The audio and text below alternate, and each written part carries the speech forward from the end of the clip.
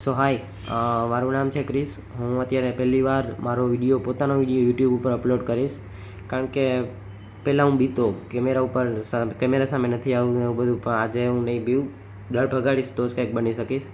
સો મને નાનેથી જ એક્ટર બનવાનો શોખ છે અને હવે ઠેઠ 19 વર્ષનો થયો ત્યારબાદ મેં શરૂઆત કરી. ત્યાં અત્યાર સુધી હું ક્યાં હતો મને ખબર નહીં, હવે જાગ્યો છે છેલ્લે રસ. સો હવે મેં અત્યારે શરૂઆત કરી છે અને બધાને જે એક્ટર બનવાનું હોય ત્યારે એને જે ફેઝ સામે આવતો હોય બધાય મારી સામે અત્યારે આવે છે. મારી પાસે મેં 6 ફિલ્મની સ્ટોરી લખી છે, 6 ફિલ્મની, જે એકદમ બિલકુલ ફ્રેશ છે, જેના ઉપર કોઈ દી ફિલ્મ બની જ નથી.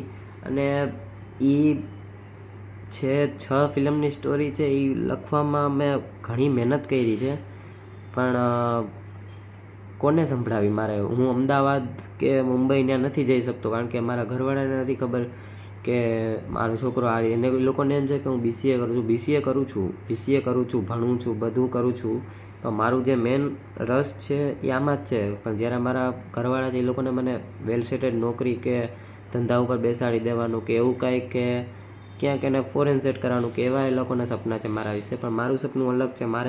મને જે કરવું છે એ જ કરવું છે મારે. સો મેં અત્યારે બધી ટ્રાય કરું છું.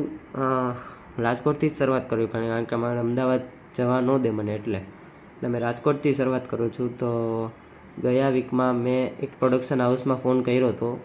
સો ત્યાંથી મને એમ કીધું હતું કે તમે 1 વીક પછી કરજો ફોન. એટલે મેં મંગળવારે કર્યો હતો. તો મંગળવારે મેં એને ફોન કર્યો તો એને મને કીધું કે તમે પરમદી કરજો. તો આજે પરમદી છે, ગુરુવાર, એટલે મેં એને ગુરુવારે ફોન કર્યો. તો એને કીધું કે અમારી પાસે ટાઈમ નથી અત્યારે, તમે તમારી જે સ્પીચ છે એ બીજા કોઈ પ્રોડક્શન હાઉસમાં ટ્રાય કરો.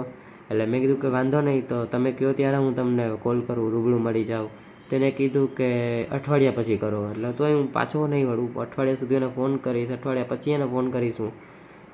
પણ ગમે એ થાય, મને મારી સ્ટોરી સંભળાવી છે, મને ગમે એમ થાય, મને એક્ટર બનવું છે.